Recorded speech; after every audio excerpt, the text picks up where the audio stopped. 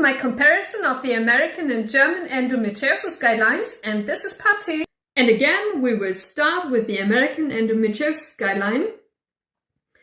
And I would like to quote Dr. Andrea Vidali, first of all.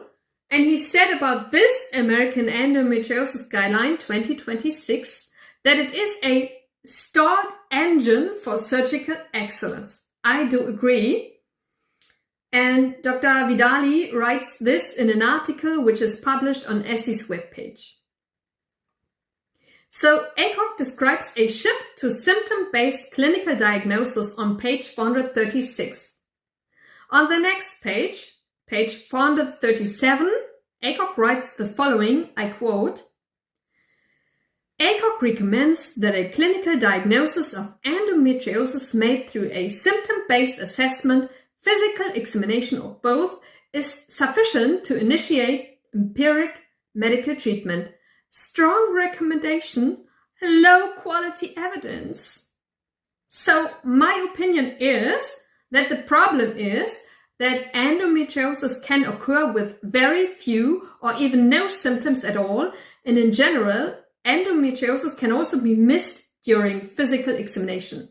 Remember, endometriosis is a full body disease outside the uterus, and mostly doctors are just doing a physical examination of the pelvis. And on page 439, ACOG writes concerning the physical examination, I quote now, physical examination in its entirety may not always be necessary or feasible, e.g. in adolescents, in the evaluation of suspected endometriosis. Wow.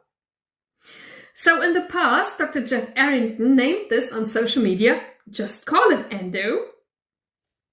And I'm going to quote now from one of his posts, and Dr. Arrington says there, over the last few years, their answer to solving the delay in diagnosis is to just call it endo.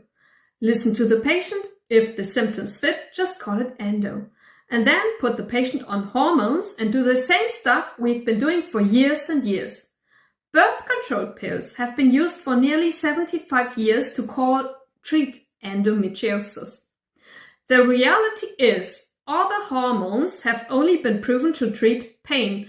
So by just calling it endo and doing the same stuff we've been doing for the last 75 years, only focuses on the pain aspect of the disease and forgets the rest of the patient. Just calling it endo solves nothing. And in another Instagram post, Dr. Arrington writes in his caption, I quote now, this is what we have been doing for decades. The only difference now is that we can call it endometriosis, then continue to fail our patients as we have in the past. The only benefit is that the patient will now hear the word endometriosis and go learn all that the gynecologist will never share. Yes, so I do agree with Dr. Arrington, and mostly his ACOG posts are really outstanding and very good, so thank you, Dr. Arrington. Moreover, ACOG says about imaging that imaging can be used for an endometriosis diagnosis, but ACOG admits that, I quote now, negative imaging findings do not eliminate the possibility of endometriosis. See page 440. And concerning peritoneal endometriosis, ACOG writes that imaging is not reliable. I quote again from the same page 440 now. Although transvaginal ultrasonography and MRI can identify endometriomas and deep endometriosis, they cannot reliably detect superficial peritoneal endometriosis. End of the quote. And for instance, Dr. Jeff Arrington said to me in the past that one cannot always distinguish endometriosis from cancer on imaging, which is also described in the German Endometriosis Guideline 2025 on page 92. And for example, endometriosis can also be completely missed on imaging. So according to my opinion, and I also agreed on this with Dr. Arrington in the past, imaging is not reliable. So we always need a biopsy to diagnose endometriosis. So send specimens to pathology and then confirm endometriosis. So ACOG mentions that laparoscopy and biopsy can be done even when physical examination and imaging are negative. See page 434. I quote now, "Diagnostic laparoscopy can be considered in patients with suspected endometriosis to confirm the diagnosis even if the results of physical examination and imaging are negative. However, diagnostic laparoscopy is not required to initiate empirical medical treatment." Good practice point. During diagnostic laparoscopy, a biopsy of suspected endometriotic lesions should be considered to provide histologic confirmation of visual findings. However, a negative histopathologic result does not exclude the possibility of endometriosis. Good practice point. Yeah. And concerning biopsy, ACOG writes on page 443, thus, expert guidelines generally advise performance of a biopsy of suspicious lesions to help confirm visual findings while acknowledging that a negative histopathologic result does not exclude the possibility of endometriosis.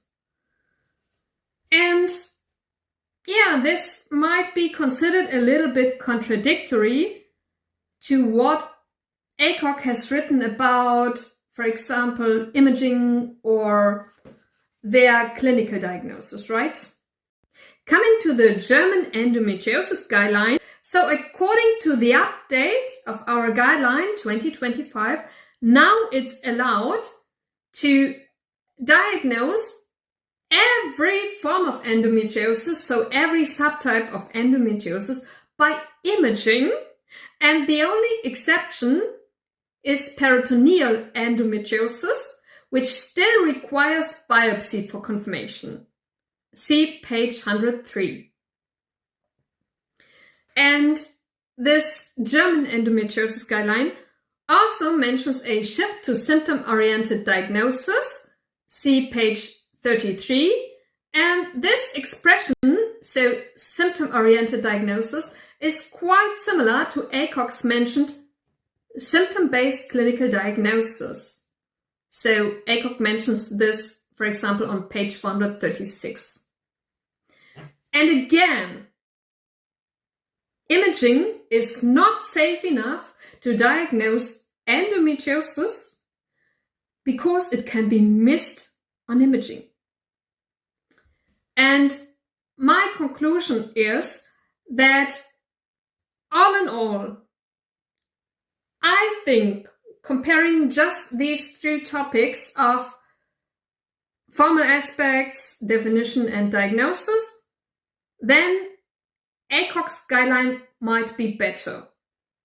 Because they say honestly that a negative imaging does not exclude endometriosis, and also a negative pathologic result does not exclude endometriosis. And both is missing in the German Endometriosis Guideline. But I have to be fair, the German Endometriosis Guideline has a really long treatment part, so concerning the management of endometriosis, and this is completely missing in ACOG's guideline because, like mentioned, ACOG just called their guideline Diagnosis of Endometriosis.